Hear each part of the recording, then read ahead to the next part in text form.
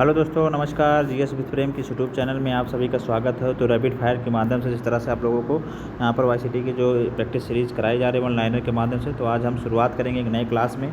जी हाँ, मध्यकालीन इतिहास के रैपिड फायर सीरीज़ के माध्यम से आपको यहाँ पर जो है क्लास करवाई जा रही है। आज हम शुरू करेंगे एक नए क्लास से। तो सबसे पहले हम यहाँ देखेंगे सल्तनत काल की विविधता से। जी हाँ, सल्तनत पीरियड मिसलेनियस। तो सबसे हम यहाँ देखेंगे जौनपुर जो है सरकी राजवंश का अंतिम शासक कौन था, तो हुसैन शाह था। जी हाँ, जौनपुर के सरकी वंश का अंतिम शासक कौन था, तो हुसैन शाह सरकी था। इसे आप लोग याद रखेंगे। अब यहाँ देखेंगे शासक की बात करेंगे। कुछ राज्य हैं, तो राणा हमीर जो हमारे मेवाड़ से संबंधित है, राणा चुंडा जो है मारवाड़ से, मलिक रजा फारूकी जो खानदेश से, मलिक सरवर ख्वाजा जहाँ जो है जौनपुर से है।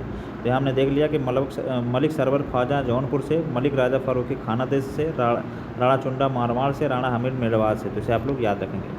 अगला हम लोग देखेंगे वह नगर जो इराक में सुन्नी त्रिकोण का भाग नहीं था, तो ये बसरा था। तो इसे आप लोग याद रखेंगे कि वह नगर जो इराक में सुन्नी त्रिकोण का भाग नहीं था, कौन था, बसरा था। इसे आप लोग याद रखेंगे। अगला हम लोग देखेंगे यहाँ पर खरीदादार कौन था, तो फरमानों को भेजने वाला एक अधिकारी होता था खरीदादार। फरमानों को भेजने वाले अधिकारी को क्या कहलाता था, खरीदादार। भारत में पोलो खेलों का प्रचलन किसने किया, तुर्कों ने किया था। पैगंबर हजरत मोहम्मद का जन्म कहाँ हुआ था, तो 570 ईस्वी में हुआ था। सल्तनत काल के अधिकांश अमीर और सुल्तान किस वर्ग के थे, तुर्क के थे। सल्तनत काल में भूमि को नापने के लिए शब्द का प्रयोग होता था मसाहत। जी हाँ, सल्तनत काल में सैन्य विभाग के अध्यक्ष को क्या कहा जाता था, तो आरिज ममालिक कहा जाता था। जी हाँ, सल्तनत काल के सैन्य विभाग के अध्यक्ष को क्या कहा जाता था, आरिज ममालिक कहा जाता था। इसे आप लोग याद रखेंगे। अगला हम देखेंगे बाबर का आक्रमण और मुगल वंश की स्थापना। जी हाँ, बाबर का आक्रमण और मुगल वंश की स्थापना। अब यहाँ पर हम देखेंगे कि बाबर का आक्रमण और मुगल वंश की स्थापना से शुरुआत करेंगे। जी हाँ, बाबर ने आक्रमण किया और मुगल वंश की स्थापना यहाँ से शुरू हुई। यहाँ से मुगल वंश के बारे में पढ़ेंगे। तो सबसे पहले हम देखेंगे कि अफगानिस्तान पर आधिपत्य के समय बाबर को भारत पर आक्रमण करने के लिए निमंत्रण किसने दिया था। जी हाँ, अफगानिस्तान पर आधिपत्य के समय बाबर को भारत पर आक्रमण करने के लिए निमंत्रण किसने दिया था, तो दौलत खान ने दिया था। जी हाँ, दौलत खान ने यहाँ पर जो है बाबर को आमंत्रण दिया था। युद्ध जिसमें एक पक्ष द्वारा प्रथम बार तोपों का उपयोग किया गया, तो पानीपत का प्रथम युद्ध था। जी हाँ, पानीपत का प्रथम युद्ध 1526 में लड़ा गया था बाबर और इब्राहिम लोदी के बीच में। इसे आप लोग याद रखेंगे। बाबर ने सर्वप्रथम बादशाह की पदवी धारण कहाँ की थी, तो काबुल में की थी। जी हाँ, बाबर ने सर्वप्रथम बादशाह की पदवी कहाँ धारण की, काबुल में की थी। मेवाड़ के राजा को 1527 में खानवा के युद्ध में बाबर ने हराया था, कौन था, राणा सांगा था। जी हाँ, खानवा के युद्ध में किसने हराया था, 1527 में राणा सांगा को। बाबर को सरये पुल के युद्ध में पराजित किसने किया था, सैबानी खां। जी हाँ, बाबर को सरये पुल के युद्ध में किसने पराजित किया था, तो सैबानी खां ने। जी हाँ, सैबानी खां ने सरये पुल के युद्ध में बाबर को पराजित किया था। अगला देखेंगे बाबर ने बादशाह की उपाधि धारण की थी काबुल में। से आप लोग याद रखेंगे। अब यहाँ हम देखेंगे हुमायूं शेरशाह के बारे में पढ़ेंगे। जी हाँ, वह शासक जिसने हजरत आला की उपाधि धारण की थी, तो कौन था, ये शेरशाह था। जी हाँ, हजरत आला की उपाधि किसने धारण की थी, तो शेरशाह ने धारण की थी। एक शानदार प्रशासनिक व्यवस्था के निर्माता थे शेरशाह सूरी। जी हाँ, एक शानदार प्रशासनिक व्यवस्था के निर्माता थे कौन, शेरशाह सूरी। दिल्ली के पुराने किले के भीतर बनी मस्जिद किला ये कोहना का निर्माण किसने किया था। जी हाँ, दिल्ली के पुराने किले के भीतर बनी मस्जिद किला ये कोहना किस निर्माण का किसने किया था, तो शेरशाह ने किया था। इसे आप लोग याद रखेंगे। शेरशाह सूरी इकाई के आधार पर राजस्व दरों का हिसाब लगाता था, रई। जी हाँ, शेरशाह सूरी जो इकाई के आधार पर राजस्व दरों का हिसाब लगाता था, रई कहलाता था। शेरशाह को अपनी वीरता से प्रभावित करने वाले जैता और कुंपा स्थान किस स्थान से संबंधित थे, तो मारवाड़ से संबंधित है। जी हाँ, जैता और कुंपा किस स्थान से संबंधित थे, मारवाड़ से संबंधित थे। इसे आप लोग याद रखेंगे। अगला हम लोग देखेंगे मध्यकालीन भारतीय इतिहास पट्टा और कबूलियत की व्यवस्था प्रारंभ की थी शेरशाह ने। शेरशाह सूरी की मृत्यु हुई थी कालिंजर में। मध्ययुगीन शासकों के उच्च शिक्षित शासक था शेरशाह। जी हाँ, मध्ययुगीन शासकों में उच्च शिक्षित शासक कौन था, शेरशाह था। मात्र मुट्ठी भर बाजरे के चक्कर में अपना साम्राज्य खो दिया, इस कथन को आप किससे संबंध करेंगे, तो यह शेरशाह से संबंधित था। जी हाँ, मुट्ठी भर बाजरे के चक्कर में मैंने अपना साम्राज्य खो दिया, तो यह शेरशाह से संबंधित था। दिल्ली में पुराना किला के भवनों का निर्माण किसने करवाया था, तो शेरशाह ने करवाया था। इसे आप लोग याद रखेंगे। दिल्ली में पुराने किला का निर्माण किसने करवाया था, शेरशाह ने करवाया था। भारत में चांदी का सिक्का किसने सर्वप्रथम प्रारंभ किया, तो शेरशाह ने प्रारंभ किया। वह इतिहासकार ने शेरशाह सूरी को अकबर महान से भी बेहतरीन राष्ट्र निर्माता माना है, के.आर. कानूनगो ने। जी हाँ, शेरशाह को अकबर महान से भी बेहतरीन राष्ट्र निर्माता किसने माना है, के.आर. कानूनगो ने। से आप लोग याद रखेंगे। अब हम यहाँ पर कुछ व्यवस्थित युद्ध हैं उनके बारे में देखेंगे और उनके वर्ष हैं उनको मिलाएंगे। तो चंदेरी का युद्ध जो है 1528 में। जी हाँ, चंदेरी का युद्ध मेदिनी राय और बाबर के बीच लड़ा गया था 1928 में।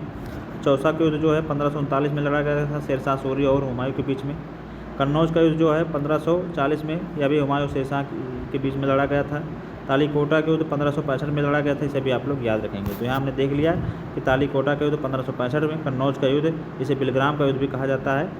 1540 में, और चौसा का युद्ध जो है 1539 में, और चंदेरी का युद्ध जो है 1528 में। से आप लोग याद रखेंगे। अगला हम लोग देखेंगे मुगल बादशाह अकबर के शासनकाल में ग्रंथ बह-उल-अशमार के शीर्षक फारसी में अनुवाद किसने किया था? तो राज तरंगड़ी ने किया था। जी हाँ, मुगल बादशाह के अकबर शासनकाल में ग्रंथ जो है बह-उल-अशमार के शीर्षक फारसी में अनुवाद किसने किया? तो राज तरंगड़ी ने किया। अकबर के पूर्व तानसेन को संरक्षण दिया था भाटा का राजा रामचंद्र सिंह ने। तानसेन को किसने संरक्षण दिया था? भाटा के राजा रामचंद्र सिंह ने। इसे आप लोग याद रखेंगे। वह व्यवस्था जो राज्य के कुलीन वर्ग से संबंधित था जिसे अकबर ने प्रारंभ किया था, तो मनसबदारी व्यवस्था। जी हाँ, वह व्यवस्था जो राज्य के कुलीन वर्ग से संबंधित है और जिसे अकबर ने प्रारंभ किया था, कौन सी व्यवस्था थी? मनसबदारी व्यवस्था, जो कि कुलीन वर्गों से संबंधित थी। अगला हम लोग देखेंगे भारत में मनसबदारी व्यवस्था का प्रारंभ किसने किया? तो अकबर ने किया था। इसे आप लोग याद रखेंगे। हल्दी घाटी के युद्ध में महाराणा प्रताप की राजपूत सेना का सेनापति कौन था? तो हकीम खान सूर था। जी हाँ, हल्दी घाटी के युद्ध में महाराणा प्रताप के राजपूत सेना का सेनापति कौन था? तो हकीम खान सूर था। इसे आप लोग याद रखेंगे। अकबर के शासनकाल में ध्रुपद गायकों में कौन सम्मिलित था? तो तानसेन और हरिदास। जी हाँ, अकबर के शासनकाल में ध्रुपद गायकों में कौन सम्मिलित था? तो तानसेन और हरिदास थे। अकबरकालीन सैन्य व्यवस्था किस पर आधारित थी? तो ये मनसबदारी व्यवस्था पर आधारित थी। दीन-ए इलाही को धर्म कहने वाला इतिहासकार कौन था? तो अब्दुल कादिर बदायूनी था। जी हाँ, दीन-ए इलाही को धर्म कहने वाला इतिहासकार कौन था? अब्दुल कादिर बदायूनी था। राम सीता और कृतियों और रामसिए देवनागरी लेख से युक्त कुछ सिक्के चलाए गए अकबर के द्वारा। राम सीता कृतियों और रामसिए देवनागरी लेख से कुछ सिक्के किसके द्वारा चलाए गए? तो अकबर के द्वारा चलाए गए। अकबर द्वारा दीवान पूर्ण रुपये दर्जा दिया जाने वाला प्रथम व्यक्ति कौन था? तो मुजफ्फर खां तुर्बाती था। जी हाँ, मुजफ्फर खां तुर्बाती था। वह प्रसिद्ध जैन आचार्य जिसको अकबर ने सम्मानित किया था हरिविजय सूरी ने। जी हाँ, वह प्रसिद्ध जैन आचार्य जिसको अकबर ने सम्मानित किया था हरिविजय सूरी के द्वारा। आदम खां किसके द्वारा मारा गया? तो यह बादशाह अकबर के द्वारा मारा गया। जी हाँ, आदम खां जो है बादशाह अकबर के द्वारा मारा गया था। वह बादशाह जिसने प्रबुद्ध निरंकुश कहा जा सकता है बादशाह अकबर को। वह बादशाह जिसे प्रबुद्ध निरंकुश कहा जा सकता है किसे? बादशाह अकबर को।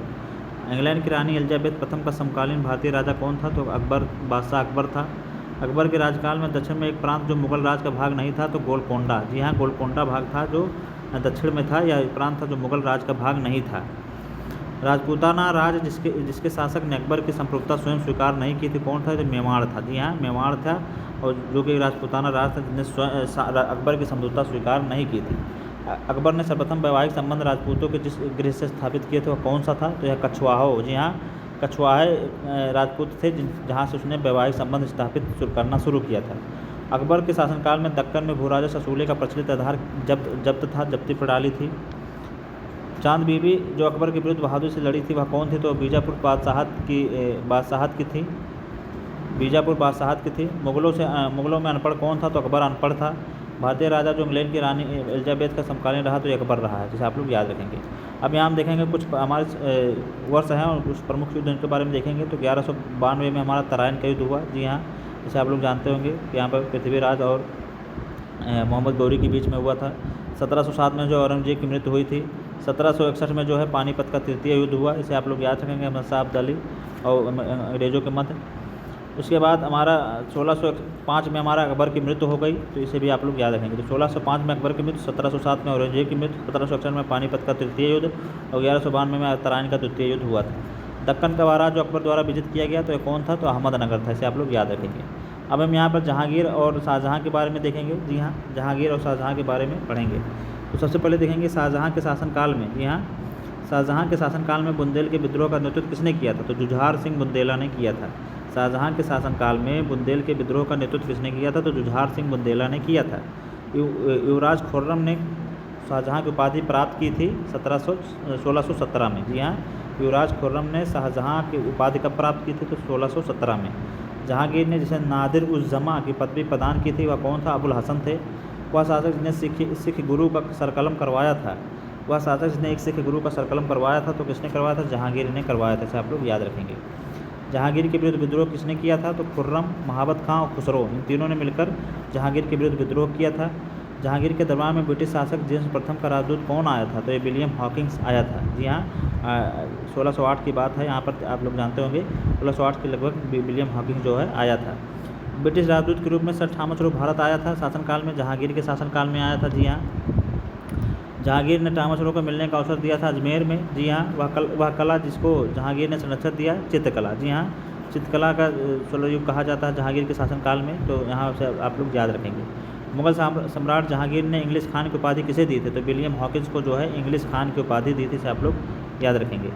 मुगल सम्राट जिसने तंबाकू के प्रयोग पर निषेध लगाया था? तो जहांगीर ने लगाया था। मुगलों में मेवाड़ के राजा के मध्य चित्तौड़ की संधि किस शासक के हस्ताक्षर में हुई थी? तो यह जहांगीर के शासन क्या चित्तौड़ की संधि हुई थी। जी हाँ, मुगल और मेवाड़ राणा के मध्य चित्तौड़ की संधि किस शासक के बीच हुई थी? जहांगीर के बीच हुई थी। वह सिख गुरु जिसने विद्रोही राजकुमार खुसरो की सहायता धन और आशीर्वाद से की थी? जी हाँ, वह सिख गुरु जिसने विद्रोही राजकुमार खुसरो की सहायता धन और आशीर्वाद से की थी? तो गुरु अर्जुन देव ने की थी, इसे आप लोग याद रखेंगे।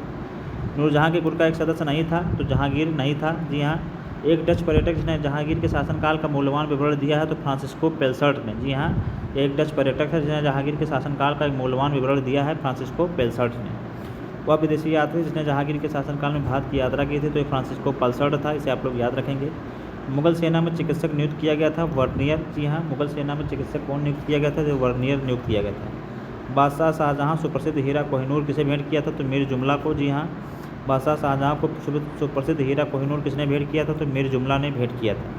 शाहजहाँ ने शाह बुलंद इकबाल की पदवी दी थी दारा शिकोह को? जी हाँ, शाहजहाँ ने शाह बुलंद इकबाल की पदवी किसे दी थी?